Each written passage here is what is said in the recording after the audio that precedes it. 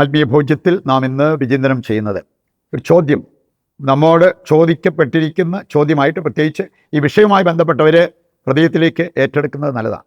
ക്രൂരനായ കുടിയ നീ എന്തിനു കെട്ടി? നമുക്ക് കാണാൻ സാധിക്കും ചില സംഭവങ്ങളൊക്കെ കേൾക്കുമ്പോൾ മദ്യപാനവും ക്രൂരതയും ഒന്നിച്ചു പോകുന്നത്.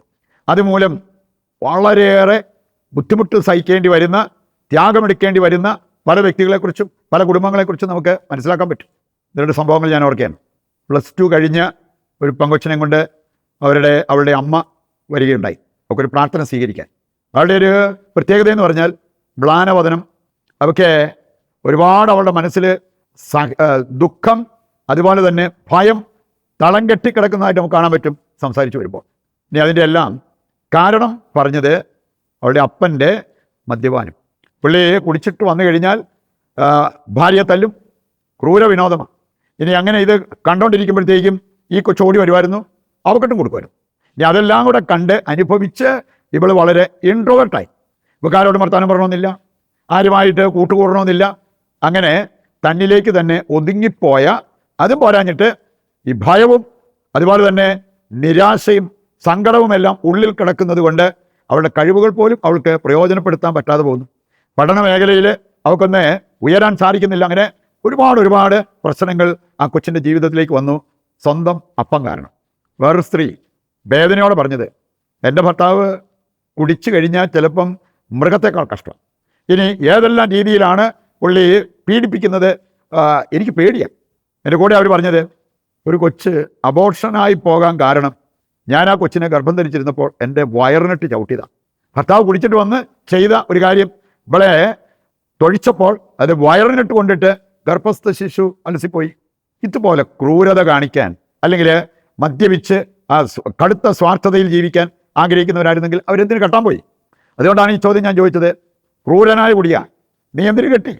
ഇങ്ങനെയുള്ളവർക്കുള്ളതല്ല വിവാഹ ജീവിതം എന്നുള്ളത് നാം മനസ്സിലാക്കിയിരിക്കണം. ചിലരെ സംബന്ധിച്ചിടത്തോളം കെട്ടിക്കഴിഞ്ഞാൽ പിന്നെ കെട്ടിയിട്ടതുപോലെ ഭാര്യ കടന്നോളും എന്നുള്ള ചിന്തയിൽ അവരെ അകാരണമായിട്ട് പോലും പീഡിപ്പിക്കുന്ന ചിലർ, പിന്നെ ഫിസിക്കലി ഒന്നും ചെയ്യുന്നില്ലെന്നേ ഉള്ളൂ, പക്ഷേ മാനസികമായിട്ട് പീഡിപ്പിച്ചുകൊണ്ടിരിക്കുന്ന വ്യക്തികൾ, ഇതെല്ലാം ക്രൂരതയാണ് എന്ന കാര്യം നാം മറക്കരുത്. നമുക്കിത് മനസ്സിൽ വെച്ചുകൊണ്ട് ഏതാനും ചില കാര്യങ്ങൾ വചന വെളിച്ചത്തിൽ പഠിക്കാം. ഒന്നാമത്തെ കാര്യം, നമുക്ക് ഈ നമ്മുടെ പ്രശ്നങ്ങൾ, ദുരിതങ്ങൾ, ക്ലേശങ്ങൾ, രോഗങ്ങൾ, ഇങ്ങനെയുള്ള കാര്യങ്ങളെക്കുറിച്ചൊക്കെ ചിന്തിക്കുമ്പോൾ 2 രീതിയിലുണ്ടാകാം. ഒന്ന് മാൻ മെയ്ഡ്, രണ്ടാമത്തേത് ഗോഡ് അലൗഡ്. മനുഷ്യനായിട്ട് ഉണ്ടാക്കി വെച്ച രോഗങ്ങൾ, ക്ലേശങ്ങൾ, ദുരിതങ്ങൾ. മറ്റേ ദൈവം അനുവദിച്ച ചില കാര്യങ്ങൾ. ഇത് രണ്ടും നമുക്ക് ബൈബിളിൽ കാണാൻ സാധിക്കും. ഒരു മനുഷ്യൻ്റെ കാര്യം അദ്ദേഹം തന്നെ പറഞ്ഞാണ്. ഡോക്ടറെ കണ്ടു കഴിഞ്ഞപ്പം ഡോക്ടർ പറഞ്ഞു, ഇയാളുടെ ഏറ്റവും വലിയ പ്രശ്നം അനീമിക്കാണ്. എന്ന് പറഞ്ഞാൽ പുള്ളി ഭക്ഷണം കഴിക്കേണ്ടതുപോലെ കഴിക്കാറില്ല, വളരെ മിനിമം. ഇനി അതുകൊണ്ട് തന്നെയാണ്, അതല്ലാതെ വേറെ പ്രശ്നങ്ങളൊന്നുമില്ല. അങ്ങനെ കഴിക്കേണ്ട ഭക്ഷണം കഴിക്കാതിരുന്ന് രോഗിയായെങ്കിൽ നമ്മളായിട്ട് ഉണ്ടാക്കി വെച്ചൊരു കാര്യമല്ലേ. വീണ്ടും വേറെ ചിലരെ കാണാൻ സാധിക്കും, ഓവർ ഫുഡ്, അമിതമായിട്ട് ഭക്ഷണം കഴിച്ച് രോഗികളായി തീർന്ന, അല്ലെങ്കിൽ അകാല മരണം പോലും പ്രാപിക്കേണ്ടി വന്ന വ്യക്തികൾ. അതൊക്കെ മാൻമെയ്ഡാണ്, മനുഷ്യനായിട്ട് വരുത്തി വെച്ച കാര്യങ്ങളാണ്. പ്രഭാഷകൻ 31:21 മുതൽ വായിക്കുമ്പോൾ, പ്രഭാഷകൻ 37:30 വചനം വായിക്കുമ്പോൾ രോഗം, മരണം, ഇങ്ങനെയുള്ള കാര്യങ്ങളെല്ലാം അവിടെ പറഞ്ഞിട്ടുണ്ട്. ഓവർ ദ ലിമിറ്റായിട്ട് ഫുഡ് കഴിച്ച്, അല്ലെങ്കിൽ അമിതാഹാരം മൂലം വന്ന പ്രശ്നങ്ങൾ, അത് വന്നതല്ല, വരുത്തി വെച്ചതാണ്. സഭാപ്രസംഗൻ 7-ാം അധ്യായത്തിൻ്റെ 29 എടുക്കുമ്പോൾ അവിടെ പറഞ്ഞിട്ടുണ്ട്, ദൈവം മനുഷ്യനെ സരളഹൃദയനായി സൃഷ്ടിച്ചു, അവൻ്റെ സങ്കീർണ പ്രശ്നങ്ങൾ അവൻ്റെ തന്നെ സൃഷ്ടിയാണ്. മാൻമെയ്ഡ്, മനുഷ്യനായിട്ട് വരുത്തി വെച്ച കാര്യങ്ങൾ. സങ്കീർത്തനം 77:10 വചനം എടുത്താൽ അവിടെ നമുക്ക് കാണാൻ സാധിക്കും, അത്യുന്നതൻ്റെ ശക്തി പ്രകടമാകാത്തതാണ് നിൻ്റെ ദുഃഖ കാരണം. ഈ അത്യുന്നതൻ്റെ ശക്തി പ്രകടമാകാൻ നമ്മൾ ആഗ്രഹിച്ചില്ല, പ്രകടമാകാൻ നമ്മൾ അതിനെ അധ്വാനിച്ചില്ല. പ്രകടമാകണമെങ്കിൽ നമ്മൾ പ്രാർത്ഥിക്കണം, ദൈവത്തിൽ വിശ്വാസം അർപ്പിക്കണം, വചനം വായിക്കണം, ആത്മീയ കാര്യങ്ങളിൽ ശ്രദ്ധിക്കണം. അങ്ങനെയുള്ളവരുടെ ജീവിതത്തിലാണ് അത്യുന്നതൻ്റെ ശക്തി പ്രകടമാകുക. അതില്ലാത്തതാണ് പലരുടെയും ദുഃഖ കാരണം എന്നുള്ളത് ഈശോയുടെ വചനം നമ്മെ പഠിപ്പിക്കുക. രണ്ടാമത്തേതാണ് ഗോഡ് പെർമിറ്റഡ്, ഗോഡ് അലൗഡ്. ദൈവം അനുവദിച്ച ചില സഹനങ്ങൾ. ജോബിൻ്റെ കാര്യത്തിൽ ദൈവം അനുവദിച്ച സഹനങ്ങൾ. ജോബ് അത് എടുക്കേണ്ടതുപോലെ എടുത്തു. പിന്നീട് നമ്മൾ കാണുകയാണ്, അവന് നഷ്ടപ്പെട്ടതെല്ലാം തിരികെ കൊടുത്തിട്ട് അവൻ്റെ ഐശ്വര്യം പുനഃസ്ഥാപിക്കുന്ന ഒരു വ്യക്തിയായിട്ട് ജോബിനെ നമുക്ക് കാണാൻ പറ്റും. ഇതുപോലെ ഹോസിയായുടെ ജീവിതത്തിൽ ദൈവം അനുവദിച്ച ചില സഹനങ്ങൾ. അവനൊരു ദേശീയ കല്യാണം കഴിക്കാൻ ആവശ്യപ്പെട്ടു. അതുമൂലം അവൻ ഏറ്റെടുക്കേണ്ടി വന്ന സഹനങ്ങൾ. പക്ഷെ അതിലൂടെ ഇസ്രായേൽക്കാർക്ക് ദൈവം ഒരു വലിയ പാഠം നൽകുന്നുണ്ട്. ഇവൻ ആ വേശ്യയെ സ്നേഹിച്ചതുപോലെയാണ് ഞാൻ ഇസ്രായേലിനെ സ്നേഹിക്കുന്നത് എന്ന് കർത്താവ് ഈ സംഭവത്തിലൂടെ പഠിപ്പിക്കുന്നത് കാണാൻ പറ്റും. ദാനിയേൽ സഹനത്തിലൂടെ കടന്നു പോകേണ്ടി വന്നു. അവന് 6 ദിവസം 7 സിംഹങ്ങളോടൊത്ത് ഒരു ഗുഹയിൽ കിടക്കുന്ന ഒരവസ്ഥ പോലും ഉണ്ടായി.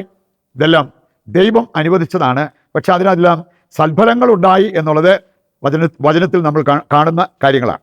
ജെറമിയ 30:14-17 എടുക്കുമ്പോൾ നിങ്ങളുടെ നിരവധിയായ അകൃത്യങ്ങൾ മൂലം ഞാൻ നിങ്ങളെ മുറിപ്പെടുത്തി. ദൈവം അനുവദിച്ച ഒരു മുറിവ്. 17-ാമത്തെ വചനം പറയാണ്, നിങ്ങൾ എൻ്റെ പക്കലേക്ക് തിരിയുക, ആ മുറിവ് ഞാൻ സുഖപ്പെടുത്താം. അപ്പം അതുകൊണ്ട് ദൈവം മുറിപ്പെടുത്തിയാൽ സുഖപ്പെടുത്താൻ വേണ്ടിയാണ്. ദൈവം കൈവിട്ടാൽ അത് നമ്മളെ കുറെ കൂടെ മുറുകെ പിടിക്കാൻ, വട്ടം പിടിക്കാൻ വേണ്ടിയാണ് എന്ന യാഥാർത്ഥ്യം നമ്മൾ മറക്കരുത്. ചില കുടിയന്മാരുടെ ക്രൂര വിനോദം. ഒരു സംഭവം ഞാൻ ഓർക്കുകയാണ്. വൃത്തിൻ്റെ കാര്യം പറഞ്ഞത്, പുള്ളി കുടിച്ച് വീട്ടിൽ വന്നു കഴിഞ്ഞാൽ ഭാര്യയെ ചിലപ്പം കൊച്ചിനെയും കൂടെ പുറത്തിറക്കും. എങ്ങനെയെങ്കിലും പുറത്തിറക്കിയിട്ട് കഥ അടച്ച് കുറ്റിയിടും. ഈ മനുഷ്യൻ കള്ളു കുടിച്ച ഈ മനുഷ്യൻ സുഖമായിട്ട് കട്ടിലേക്ക് കിടക്കും. കള്ളു കുടിക്കാതെ പകൽ മുഴുവൻ അധ്വാനിച്ച ഭാര്യ പുറത്തെവിടെയെങ്കിലും കിടക്കണം. അതെന്തൊരു ക്രൂര വിനോദമാണ് അങ്ങനത്തെ മനോഭാവം. വേറൊരു സ്ത്രീ പറഞ്ഞത്, എൻ്റെ ഭർത്താവ് കുടിച്ച് വീട്ടിൽ വന്നു കഴിഞ്ഞാൽ പിന്നെ ഞങ്ങൾക്ക് ആർക്കും ഉറങ്ങാൻ പറ്റില്ല. ഒറ്റയെണ്ണത്തിന് ഉറക്കത്തില്ല, പുള്ളി ഒട്ട് ഉറങ്ങത്തുമില്ല. അവസാനം വെളുപ്പാങ്കാലമൊക്കെ ആകുമ്പോഴായിരിക്കാം ചിലപ്പോൾ പുള്ളി തളർന്ന് കിടന്നൊന്ന് ഒന്ന് ഉറങ്ങുന്നത്. അപ്പോഴാണ് പിന്നെ ഞങ്ങൾക്ക് ഇച്ചിരി നേരം ഒന്ന് ഉറങ്ങാൻ പറ്റുക. പിന്നെ ഉടനെ ഞങ്ങൾ എഴുന്നേൽക്കണം, ബാക്കി വീട്ടിലെ കാര്യങ്ങളൊക്കെ ചെയ്യാൻ. പുള്ളി എപ്പോഴെങ്കിലും എഴുന്നേറ്റാൽ മതി. എന്തൊരു ക്രൂര വിനോദമാണ് ഇവരൊക്കെ നടത്തുന്നത് എന്ന് നമുക്ക് മനസ്സിലാക്കാൻ അധികം ബുദ്ധിമുട്ടേണ്ടതില്ല.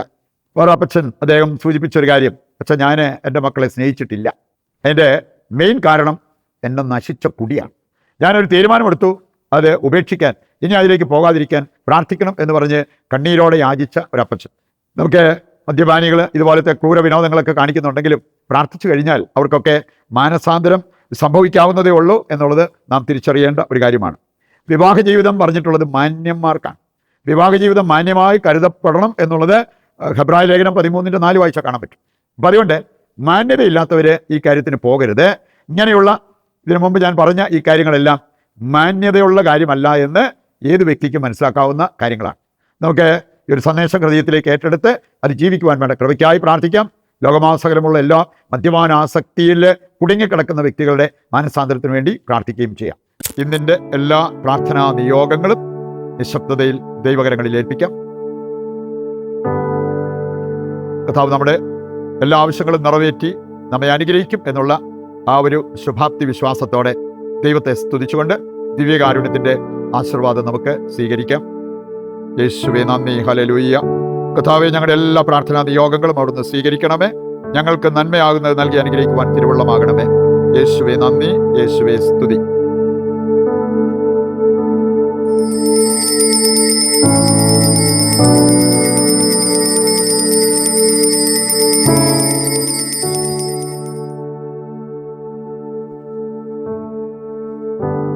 മറ്റൊരു എപ്പിസോഡുമായി നാളെ വീണ്ടും നമുക്ക് ഒന്നിക്കാം.